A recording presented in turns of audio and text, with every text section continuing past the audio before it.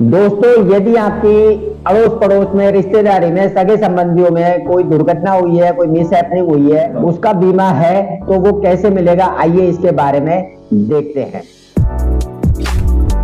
Hello दोस्तों, नमस्कार। स्वागत है आपका हमारे YouTube channel PK insurance Alwar में। दोस्तों, मेरा नाम है प्रवीण वर्मा और आज हम बात करने वाले हैं डेथ क्लेम के बारे में कि यदि आपके किसी रिश्तेदार, किसी परिवार के सदस्य या किसी अपने रिलेटिव्स की कोई डेथ हो जाती है तो उसका जीवन बीमा अपन कैसे प्राप्त करें।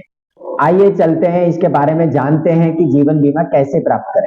दोस्तों, जीवन बीमा एक ऐसी पॉलिसी होती है जो जीते जी भी पैसा देती है और मरने के पश्चात भी हमें पैसा देती है।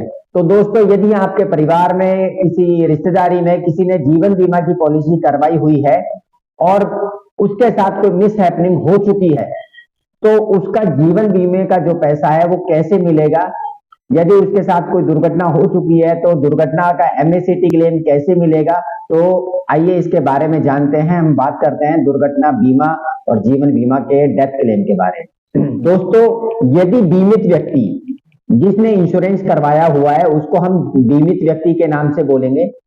यदि बीमित व्यक्ति को कुछ मिस हैपनिंग हो जाती है तो सबसे पहले आपको ये देखना है कि उसकी जीवन बीमा पॉलिसी कौन सी कंपनी से चल रही है और उसमें प्लान कौन सा है, और उसी कंपनी के किसी एडवाइजर से बात करनी है या उसके ऑफिस में, नजदीकी ऑफिस में जाकर भी आप उनसे संपर्क कर सकते हैं कि उसकी पॉलिसी में प्लान कौन सा था, उसमें सम इंश्योर्ड डेथ क्लेम कितना था, जो कि विद इन 7 डेज या विद इन 1 मंथ में कस्टमर को प्रोवाइड होता है, उसके नॉमिनी को प्रोवाइड होता है। तो दोस्तों, यदि नॉर्मल डेथ क्लेम है तो उसको सिर्फ और सिर्फ डेथ क्लेम ही मिलेगा और उसकी मैच्योरिटी भी मिलेगी।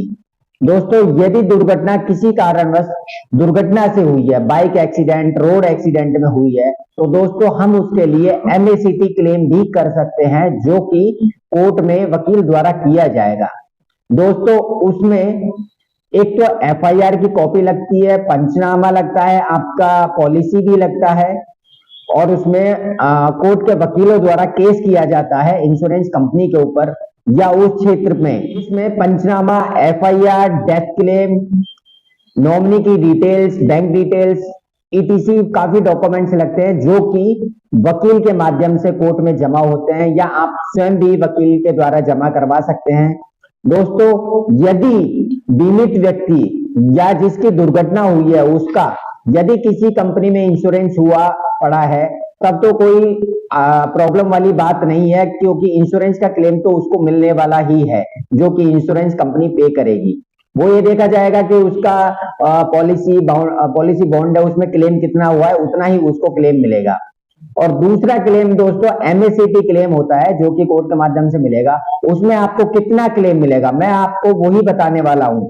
तो दोस्तों, यदि दुर्घटना में मृत्यु जिस व्यक्ति की हुई है उसकी उम्र लगभग आप 25 से 30 साल की लगाएं तो गवर्नमेंट के हिसाब से यदि वो व्यक्ति कुछ भी नहीं करता तो उसकी डेली इनकम है जो 500 रुपए पर डे काउंट होगी और उसका 60 साल तक की इनकम, जैसे कि 30 दुर्घटना वाले व्यक्ति की उम्र है 30 साल, तो 30 गुना में 500 गुना 30 गुना 500 गुना 365 मल्टीपल करके प्लस में उसके हॉस्पिटल के खर्चे, डेथ के दौरान जो खर्चे हुए हैं वो सब भी इंश्योरेंस कंपनी पे करेगी या दुर्घटना दुर्घटना जिसके माध्यम से हुई है वो पे करेगा।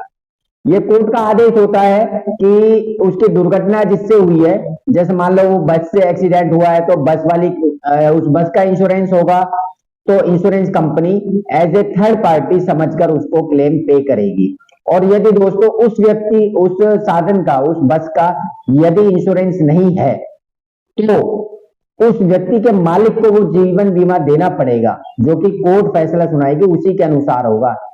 यदि क्लेम 1 करोड़ का है तो आपको लगभग 80 लाख रुपए आपको कोर्ट पे करने का आदेश करेगी।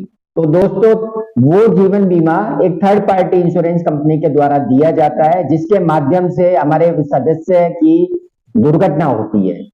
दोस्तों, एमएससीटी में आपको एक वकील करना पड़ेगा जो कि एमएससीटी में इस फाइल को लगाएगा और इसमें लगभग 3 महीने भी लग सकते हैं और ज्यादा भी लग सकते हैं। देखा जाएगा कि क्लेम कहाँ हुआ है, कहाँ पेश किया है, उस किस एरिया में हुआ है, वो सारी चीजें आपको एडवोकेट वकील के माध्यम से बताई जाएगी। दोस्तों, यदि आपके परिवार में, सगे संबंधियों में या आपके अड़ोस पड़ोस में कोई डेथ क्लेम आया हुआ है और आप उसके बारे में नहीं समझ पा रहे हैं, तो आप हमारे ऑफिस आकर फ्री ऑफ कॉस्ट हम उस पॉलिसी के बारे में आपको बताएंगे, आपकी सहायता करेंगे और आपको क्लेम दिलवाने में पूरा हमारा सपोर्ट रहेगा, और जिसका हम कोई चार्ज नहीं लेंगे।